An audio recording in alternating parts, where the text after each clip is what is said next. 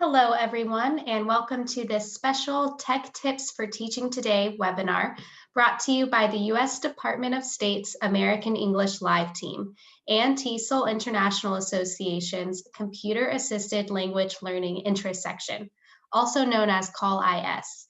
My name is Lauren, and I'll be with you today along with my colleague behind the scenes, Heather, who will serve as moderator to help answer your questions and respond to your comments during the session.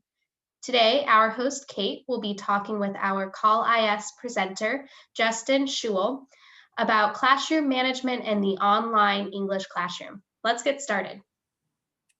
Greetings, teachers. It's so exciting to be here with you today. We're all very excited to be here with you and all of our TESOL Call IS colleagues as well for this special event. This year, we know that teachers around the world have been rising to meet the challenges of online and hybrid English language teaching. We hope today's Tech Tips sessions will provide additional ideas and techniques for you to apply in your virtual and hybrid classrooms. Thank you, teachers, for all the amazing work you've done and do to support English language education during these unpredictable times.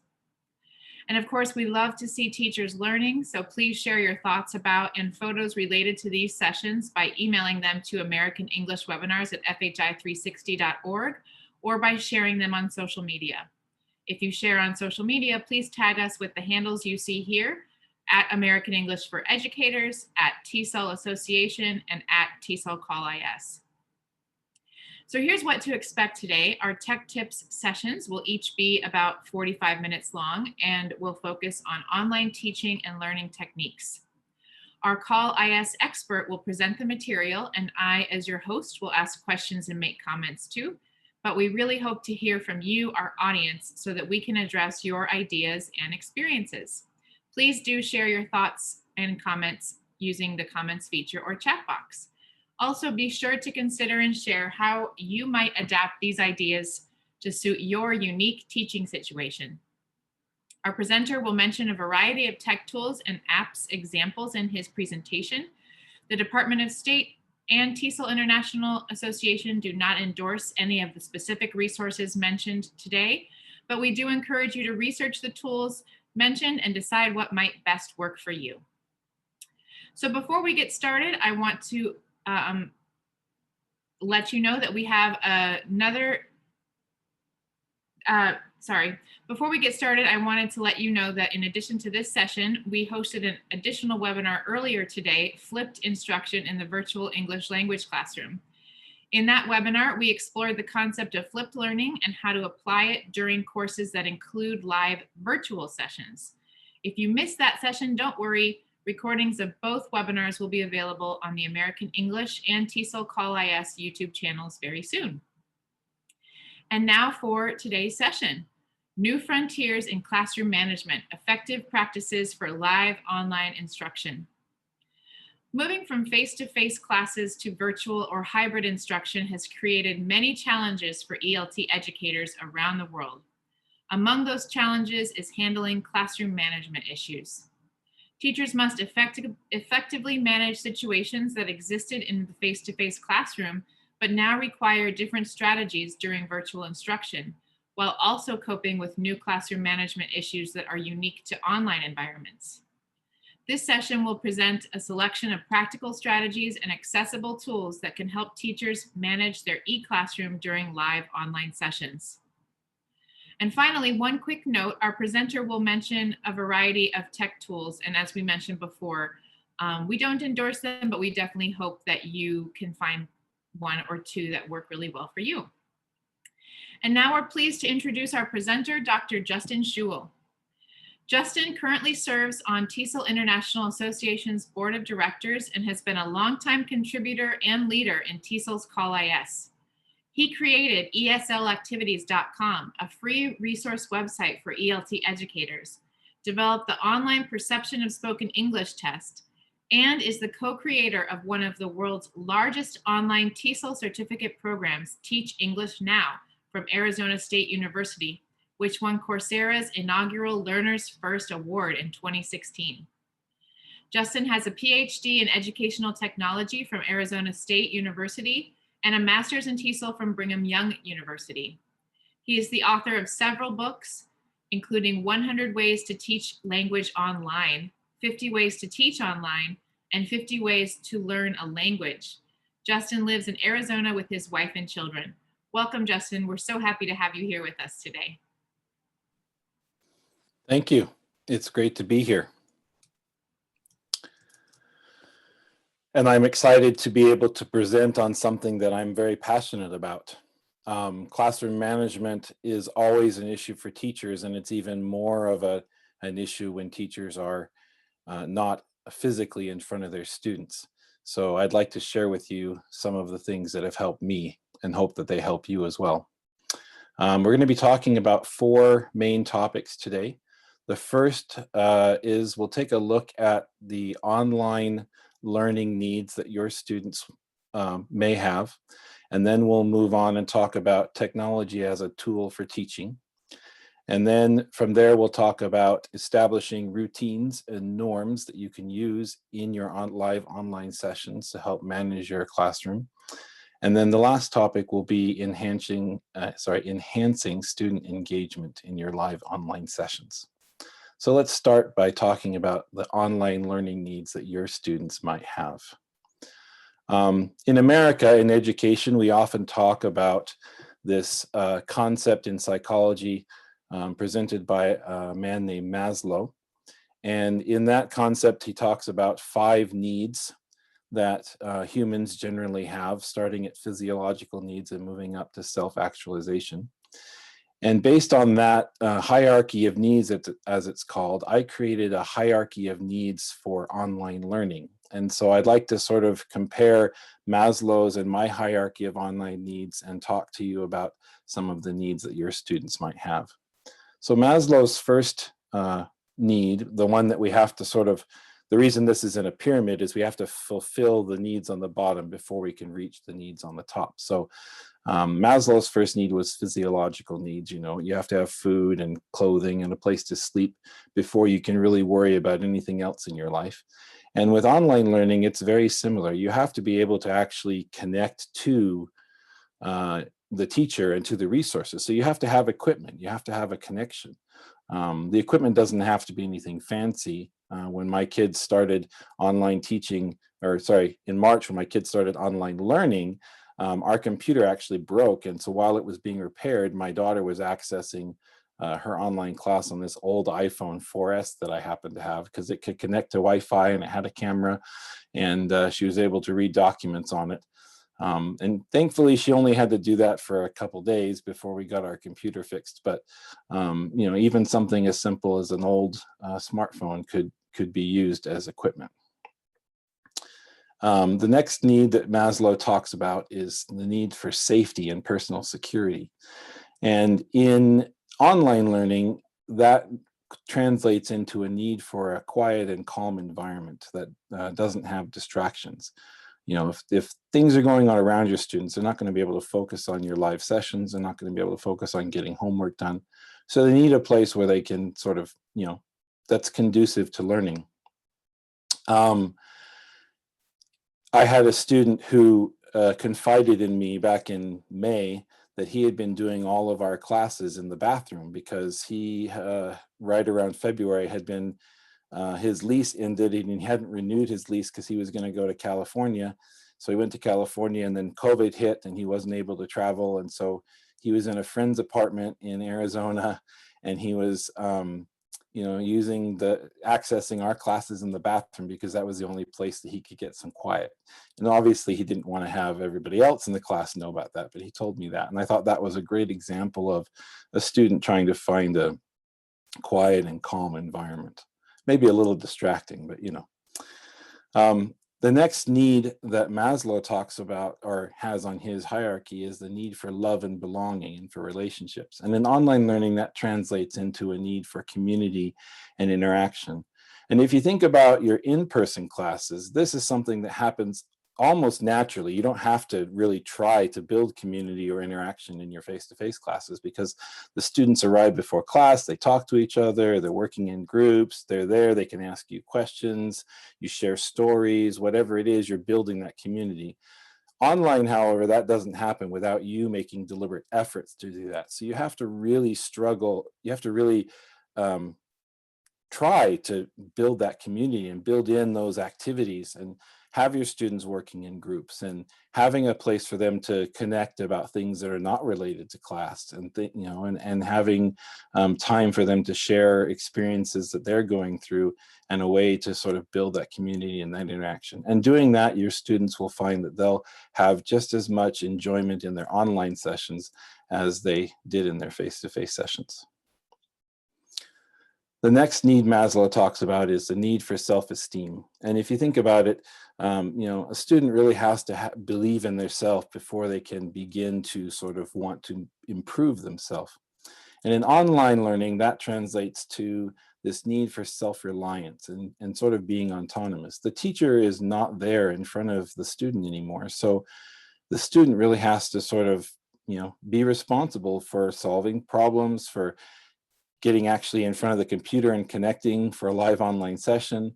They have to be able to rely on sort of their local support system, whether that's their parents or roommates or, friends or family around them, whatever it is. And as a teacher, that's something that students often need to be trained on how to do. Because my students, even online, the first thing they think of is, teacher, help me with my computer. But I'm not there. I can't help them with their computer. So you kind of have to train your students to focus on who's around them and who they can go to for help when you're not there, and how they can be reliant upon themselves. The last need that Maslow talks about is self-actualization. And this is really where learning takes place. This is the desire to improve yourself and make yourself better. In online learning, I translated that into a need for creativity. A lot of times I've seen online learning that it's really just sort of the grammar, vocabulary practice. It's a lot of rote memorization type things, because those are the activities and things that are easy for teachers to create. They can do Quizlet, they can do other, different things online. If that's all you're doing now in this age, in this pandemic, then your students aren't going to be getting the learning that they deserve. And so you really have to bring in those same things that you were doing in your face-to-face classes, the projects, the assignments, the group work, publishing to an outside audience. All of those types of things are needed for the students to continue that same level of learning that they had in their face-to-face sessions. So those are some of the things, those are some of the needs that students have. As we move into online learning, I'd like to ask a question to our audience. Which need levels do your students need or require the most support out of these online learning needs? That's a great question. And this is such a helpful framework, Justin. This is great. We're seeing a lot of comments about how helpful this is. So thank you. So what do you guys think? For your students, what's sort of one of the places that they need support most? Maybe it's at that equipment level. Maybe some folks in your region don't have access to a smartphone or a laptop. Maybe it's that community or interaction. Maybe they're not used to an online community. Let's see, we're seeing some great responses here. Olga says community. Irina says great explanation on the teaching pyramid. Srinivasan says equipment needs are his top priority, starting from environment all the way to creativity, says Cesar. So maybe that from the top four there. Carmen says equipment needs. Karima says equipment needs. Lots of people are saying equipment needs. And then Marlena says community and interaction. Finding a good network from Robert, which I bet means both the internet connection and the community. So great. Thank you so much for those responses, everybody. Yeah, I know in America too, we've had a lot of issues with equipment needs and even environment needs. But as an individual teacher, there's not much that I can do about a student's environment or about their equipment, unless, I'm able to, get my school to, say, provide equipment or something. And a lot of schools have done that. There's a lot of programs that repair old computers, et cetera. But as a teacher, really the top three are the ones that I can really affect, right? I can help students build community. I can help students sort of learn how to be self-reliant, and I can definitely help students, or I can definitely bring creativity into my curriculum. So as long as the students have the first two, then the top three are the ones I think that we as teachers can really focus on. And so those are the ones that I'm mainly going to be talking about today in this session. So let's talk about technology as a tool. When you think about tools, I've got a picture here of some tools, and every one of these tools has a specific use and purpose, and I know most of what these tools do. It took me a minute, that one that's next to the wrench, or maybe you call it a spanner, and between the wrench and the flashlight there, it took me a minute to realize what that tool is for. It's actually for cutting glass, but each of those tools has a specific purpose. And as you teach, the tools that you use will also sort of have those specific purposes. And, commonly tools are used in construction, say building a house. So if I'm building a house, I have to know how to use each tool effectively in order to accomplish my goal. When you are using a tool, just because you've got a shiny new hammer, for example, doesn't mean that that's the best tool for you to use for whatever you're doing today. A construction worker doesn't bring his brand new hammer that he got for his birthday and say, hey, I want a hammer today because I've got my hammer. The construction worker is going to do whatever he's been asked to do and use whatever tool is required for that job. So you don't want to try and force your shiny new teaching tool you've learned about or app into a lesson where it doesn't belong. You want to take a look at your teaching objectives, and you want to choose the tools that are based on those teaching objectives. You want to be able to, take a look at your lesson plan and find something that will help you hit your target. So on this next slide, I have a list of some common teaching objectives, and I thought we could take a look at some of the tools that might be useful for each of these teaching objectives. So the first one there is learning management. And I'd like to ask our audience what they might currently be using for learning management. Yeah, everybody, we are looking at these different types of tools. What are you what are you using right now for your learning management system? Maybe it's an LMS in and of itself, or maybe it's just a different tool that you use to manage student learning related to their grades or assignments or that type of thing. So let's see, Elisa says Moodle, Google Classroom from Robert. Olga says Google Classroom as well. Adnan says Nearpod and Google Classroom and Zoom. I think Google Classroom is definitely a popular one. Go ahead, sorry. No, I was going to say those are some great suggestions, and I know a lot of teachers here in the US are using Google Classroom as well. Some of the ones that I've seen and I've suggested are on the next slide there.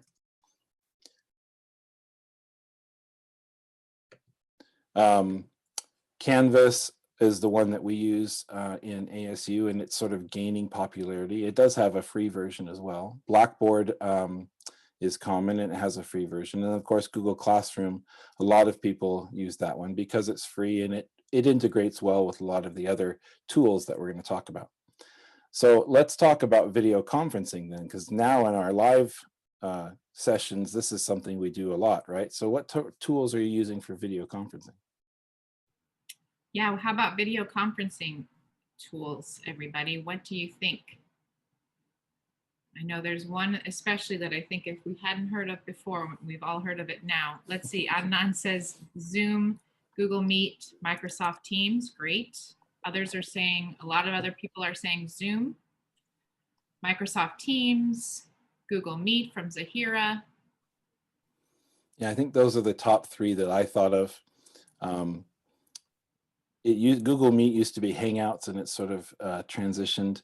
Microsoft Teams is another really common one.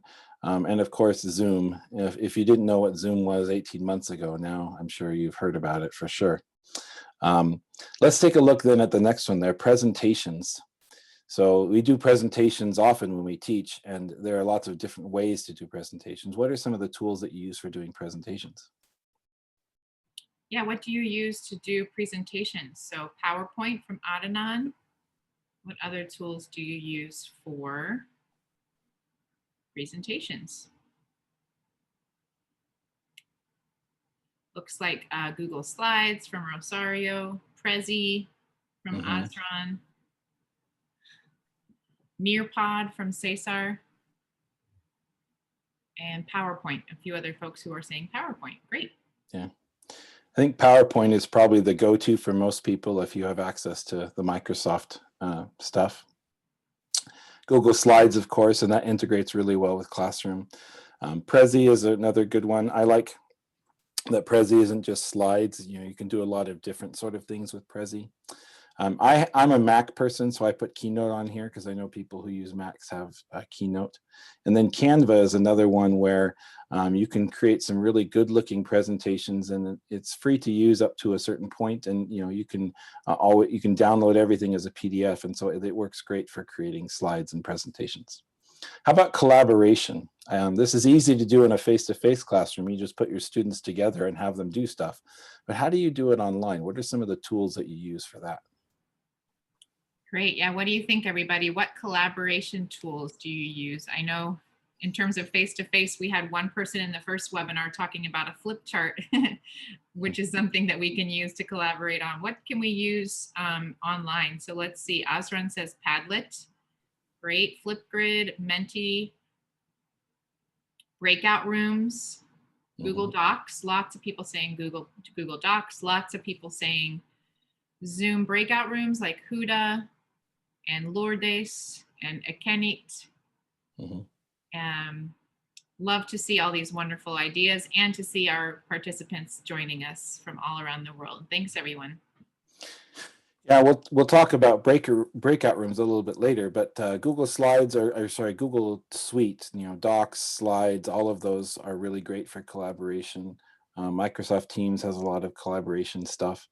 We use Slack, which is an instant messaging and sort of community tool that works well. And now that everything's online, a lot of the collaboration, I've moved a lot of my collaboration sort of outside the classroom, and the students are doing a lot of collaborative projects and homeworks that I'm not there watching them do it, but I can see their progress because we use Google Docs, and so it's pretty easy. How about supplemental resources? These would be things that are, you know, that don't fit into the other categories, things you might use for additional curriculum content or other tools that you might use. Yeah, what other tools? Justin earlier was saying you don't have to use an app just because you've heard of it, but we know you're using lots of other types of apps that might not fit into this category or websites.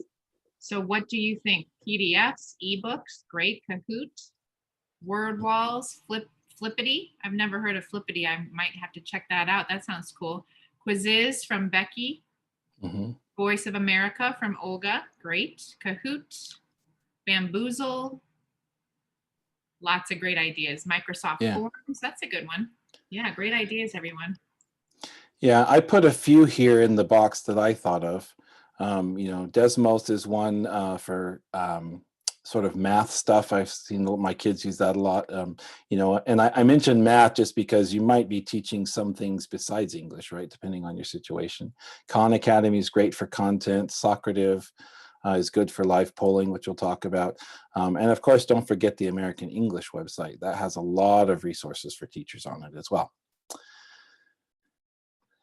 So I wanted to sort of take you through some of the steps here to choosing the right tool. And as I mentioned, you're going to be focusing on your teaching objectives. So the first thing you want to do is think about which teaching objective are you trying to accomplish.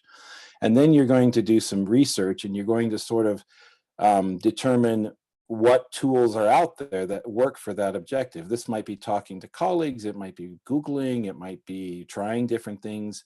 But you need to sort of figure out which tools are out there that will help you accomplish that objective.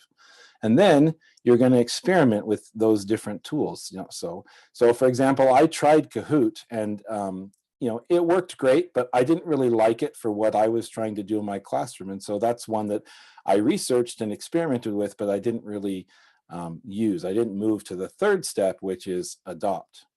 And so that's how I found Socrative, as I sort of Socrative is a classroom polling tool, which we'll talk about a little bit later, classroom polling. But I experimented with several different ones, and I found that that one's the one I like, and so that's the one I adopted, and I put that into my teaching toolbox. And so what you'll do is over time, you'll sort of begin to assemble your toolbox of teaching tools that you'll be able, and you'll be able to just say, oh, I need to do this objective, and you'll just pull out that tool out of your toolbox and you put it into your lesson plan and you use it. So a couple of tips on assembling your toolbox. You want to make sure that you go slowly. Don't try too many different tools at one time. Back when the coronavirus started and we were scrambling, people were trying all kinds of different things, and that can lead to some bad learning experiences. So, pick one or two that you want to try and use them. Make sure you know how to use them first, and then use them in your classroom. See if they work. If they don't, throw them away. If they work, great, put them in your toolbox. And then you want to make sure that you're evaluating your tools regularly. Make sure that you're adding new ones as you find out about them, and that that you're removing outdated ones. Nobody really uses some of the tools we used even just 5 years ago. Tools come and go, so make sure you're getting rid of the ones that you aren't using anymore. The next thing in our topic here is, or in our roadmap, is establishing routines and norms. And this is really an important part of classroom management. If you think about, let me first just explain what a norm is. That's a term that we use a lot here in the United States. I don't know if you've heard of it before. But a norm is just something that's usual and typical or standard for your class. So it's just something that you do in your class. It's sort of a regular thing. But one thing that's really important to remember about norms is that they're different for every teacher and every classroom. So what your colleague might do may fit for your classroom, or it may not. You may have to choose something different. But when we talk about norms, that's what I'm talking about. Also, let me explain what I mean by routines. A routine is something that's performed as part of a sort of regular procedure. Getting into groups, you might have a specific routine. As the students come into the classroom, you might have a specific thing that they're supposed to do. That's sort of what you see here on the right, the morning routines. So again, routines might be different for every teacher and every classroom. So it's important that you take a look at your teaching and your students and what works for you, and then you figure out how you're going to do that online. So when you think about taking your routines and norms online, I've got this picture here of a half-drawn horse, and this is a common meme. I put my own text here in terms of transitioning to remote teaching, because when I started teaching remotely back in March, I thought I knew what I was doing. I mean, I have a PhD in educational technology, for crying out loud, but I still had a lot of trouble trying to transition to remote teaching, and how do I do things online that I would normally do face-to-face. And so that's what this picture represents. So a couple of things you have to keep in mind when you're trying to establish your online norms is take a look at what worked in your in-person classroom and figure out what those routines were. And then take a look at what's different between your face-to-face classroom and your online classroom now, and sort of make your routines match that. So how do you get in groups when you're online? You can't just say everybody get in groups now. You have to figure out something different. How do students ask questions? That's another routine or sort of a norm, right? Those are some things that you have to figure out. And we'll talk a little bit more about those. The last consideration is, how can you involve your students in establishing routines and norms? For the students to follow your routines and norms, they need to really believe in them. They need to understand why they're there. So having the students be involved in coming up with the routines and norms can be a great way to help them buy into it and understand the purpose. So I'd like to ask our audience now, what are some unique topics or situations you might need to address when developing routines and norms for online learning? Yeah, what do you think, everyone? What are some topics or situations that you might need to address when you're developing routines and norms for online learning? What are some things that you might need to sort of teach your students how to do so that they can be more effective in the online learning environment? What do you think, everybody? Camera usage from Elisa, very good. Mm-hmm. Punctuality. Maybe even talking about how it might take some time to log in, so having to sort of start that process a couple minutes before class starts. Mm-hmm. Student participation is a topic to address. Writing the date, great. Yeah. Participation, camera and microphone usage. Mm-hmm. Taking turns, that's a difficult one for all of us. It can be, it's hard to, a lot of us have interrupted each other during this time. Selecting the right tool. Great, really good responses, everybody, thanks. Yeah, video camera usage is a great one. We'll talk about that. I've come up with a few areas that I think are sort of different between the normal face-to-face and then moving online. And I want to make sure I get through all of them, so I might go kind of fast. But this information, of course, is all in the slides. And you can connect with us on Facebook or through the email address that was shared at the beginning if you have questions or want more information about some of these suggestions. But the first one is homework. How do you deal with homework when the students can't just hand you a paper anymore, right? And we've sort of been moving in this region I've been doing this for several years now, where I've had students submit things digitally because it just makes my life easier not having to carry a huge stack of papers everywhere I go. So one of the suggestions is using digital formats, things like PDFs, having students take pictures of things they've created and uploading it, of course, to your learning management system, whether that's Canvas or Blackboard or Google Classroom or whatever that is. I like to have my assignments due at a regular time each day or on the same day each week, so the students get into that routine. It's really hard when you're not there in front of the student for the student to focus on getting homework done. So if they know, oh, I have my homework due on Sunday every day, every week, then they know, they might just spend, all their time Saturday or Sunday doing their homework if it's due Sunday at midnight. But they know when it's due and they can focus on that routine. Another really important thing with homework and actually just teaching online in general is the students can't ask you questions as easily. And so it's really important that you provide all your instructions and documents with on-demand access to your students. Put links in your Google Classroom to the homework papers that they need to complete. So if they lose it, if they didn't find it in their email, wherever it is, they can download it and they have really no excuse to get things done. And make your instructions as clear and as informational as possible. Some of the things you might not think to include in your instructions are things that really the students would need to be included. So another area is communication. The students can't just raise their hand and ask you questions or talk to you about something. So how do you accommodate students communicating with you? And one of a really important tip is to make sure you have multiple methods to accommodate students' needs. So my students can text me. I have a Google Voice number that I only use for students, and so they can text me. They can, if they call, they can leave a message. Usually that number does not go to my cell phone or something, just to have a little bit more control over that. They can email me. They can put questions in our online website. So there's lots of different ways for students to communicate with me, and that just makes it easier for students to ask you questions and find out what they need from you.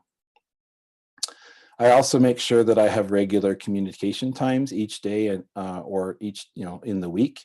I plan about 30-40 minutes a day where I sit down and answer student emails and I respond to things in the discussion board, etc.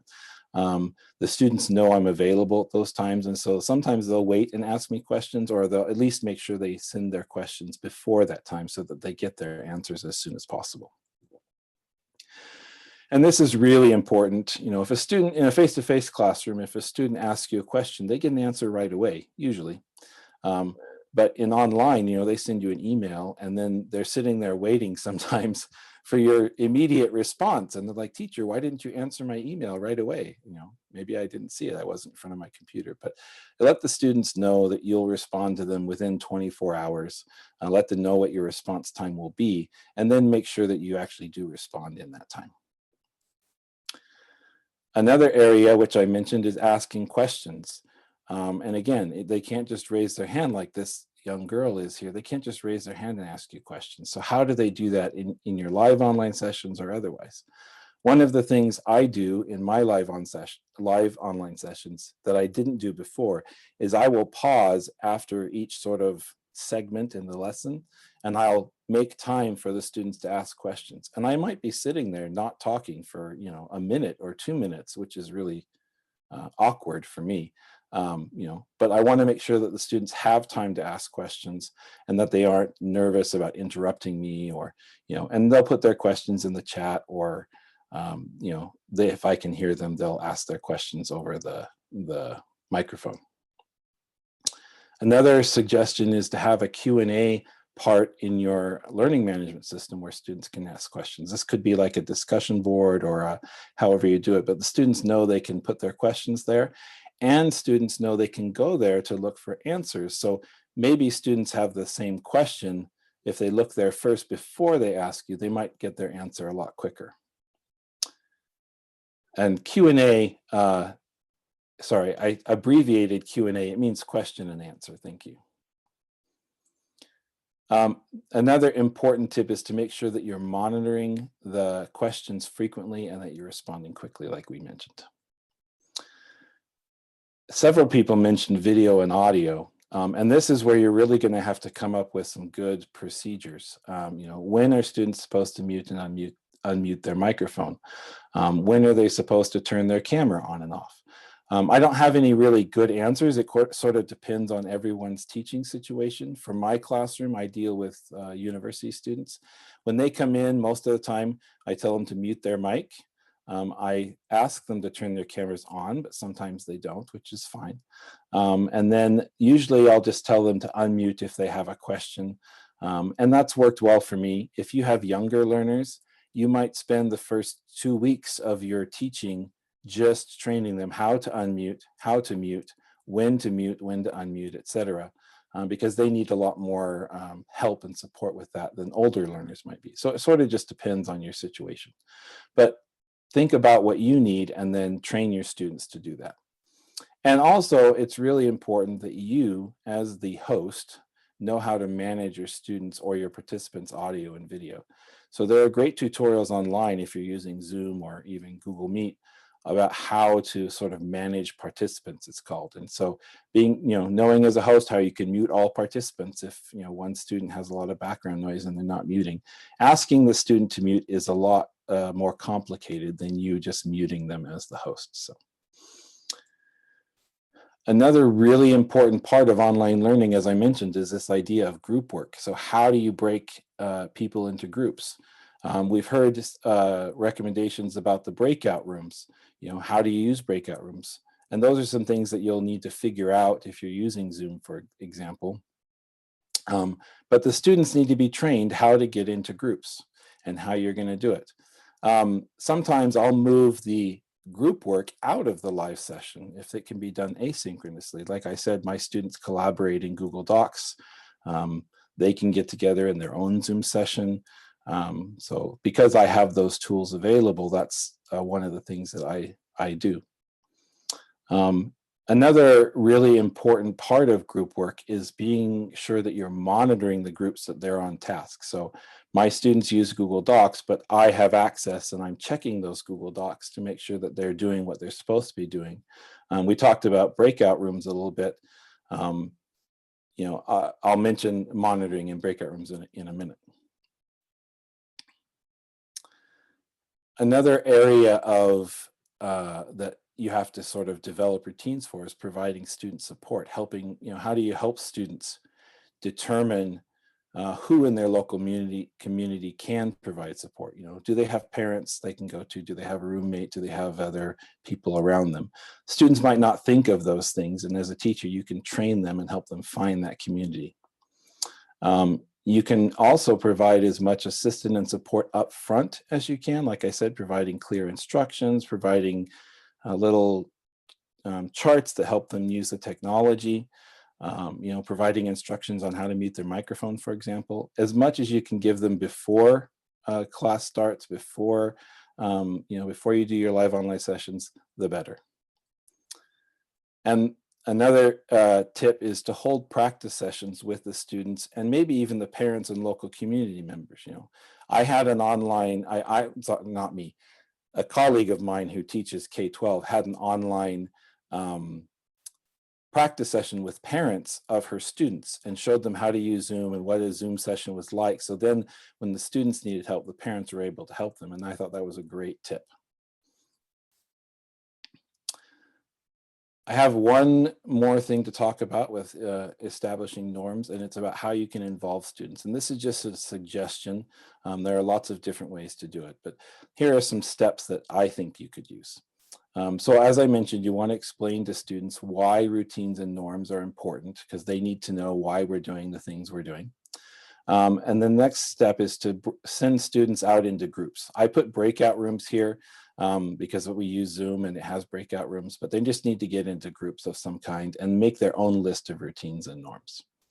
Then the groups come back together and you talk about it as a class and you sort of create your final list of your norms as an entire class.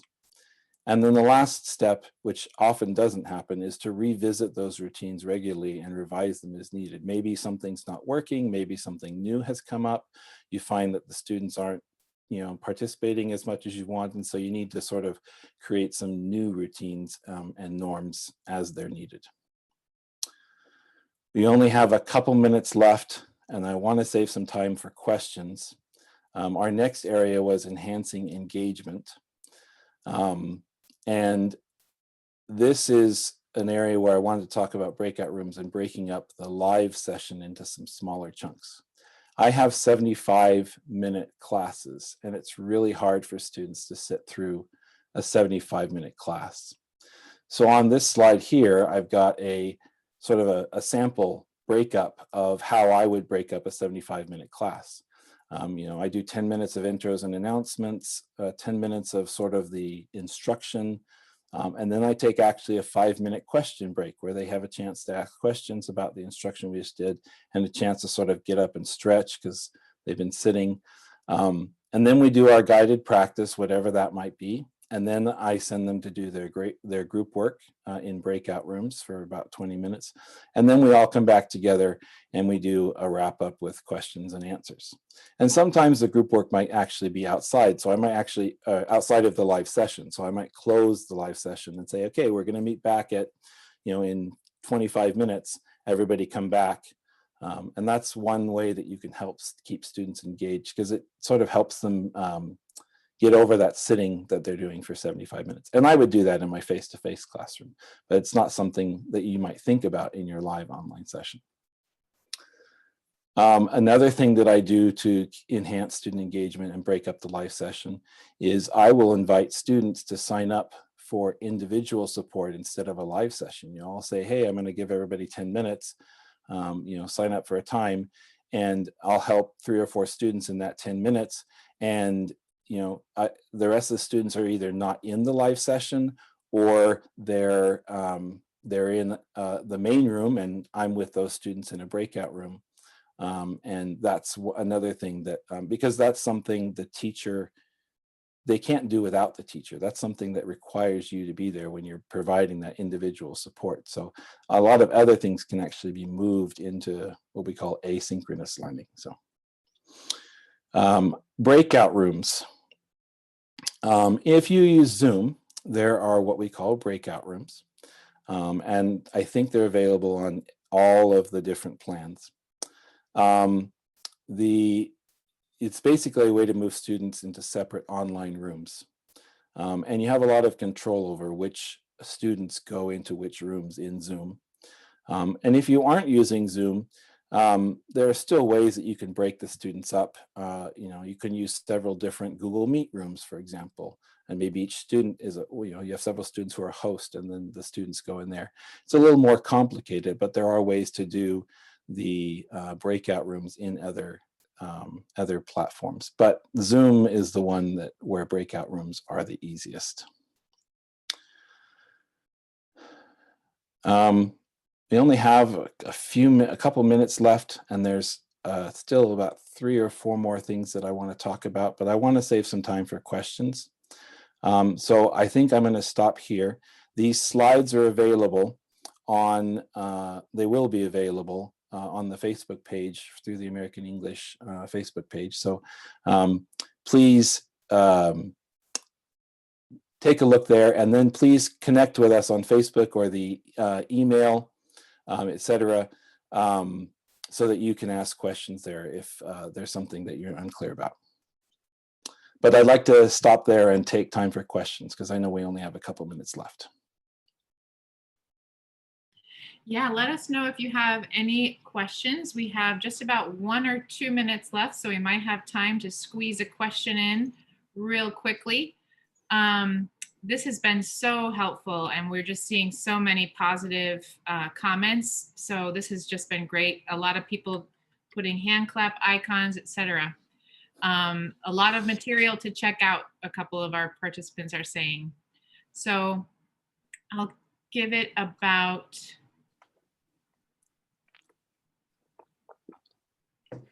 let's see. It was an amazing topic to chat about from Becky. Thank you for this highly helpful presentation from Robert. Great ideas from Alero. More on engagement would be helpful. Yeah. I see one question in the chat on the Zoom about needing to know more about learners' engagement, but I'm not sure what the student is asking. Yeah, if you wanted to. Is there any substitute to these resources in a setting where there are no internet resources? That's always a really hard one when we're relying so much on technology, but I have seen things where teachers will make photocopies of packets of papers, for example, worksheets and things, and deliver them to students, right? And then call them on the phone and say, okay, well, we're going to go through this. A lot of cell phone nowadays can do conference calls. And so you can get 3 or 4 students together on the same phone call and work on things. That's one thing I've seen. You really just have to sort of be creative and think outside the box. Think about what your students have available and what teaching objectives you need to accomplish, and then how do you match those things up? Great, and I think we are about out of time. Yeah. So just wanted to thank you so much, Justin, for this wonderful presentation. I know that the conversation will continue even after today's session. And really, we have learned a lot. I know I have, and I know lots of other folks out there have as well. So thank you. Thank you very much for having me. It was great to interact with you all. And like I said, please, if you have questions, comment on Facebook or email the American English program, and we will respond as best we can. Sounds good. Thanks. And of course, we'd also like to thank you, our audience, for your lively engagement and participation today. We hope that you'll continue to share your ideas and questions with each other after today's event. You can find additional resources for teaching and learning English on the American English website and YouTube channel.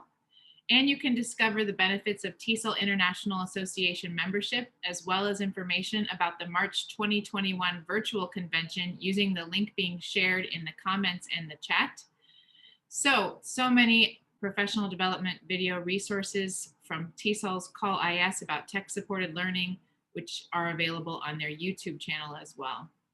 Again, thank you. You'll be able to find recordings of both of today's sessions on the American English and Call IS YouTube channels, as well as right here on the Facebook page, American English for Educators. So thanks again for joining us, everybody. We hope to see you soon in January for our next series. And we hope you all have a great rest of your day or evening. Thanks, everyone.